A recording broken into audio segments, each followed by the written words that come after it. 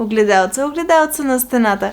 Коя е Но чакай малко, не става толкова лесно. Нека се върнем малко назад. Принцеса Елизабет, най-красивата мома в кралството, точно по вкусът на краля. Той винаги държал да бъде с най-хубавото момиче. Коя е тази? Да, най-красивата. Май съм забърсал най-якото муци в кралството. Знам. Дай да видим огледалото, какво ще каже. Уверена в себе си, Елизабет потърсила потвърждение от магическото огледало. Огледалце, огледалце на стената. Излишно е да питам, но коя е най-красива на земята? Това ще прозвучи малко кофти, но не си ти. Уви, огледалото не било съгласно. Ски. И какво има по-красива? Как е Инстаграма? Виж, не че не си красива, просто си красива отвън.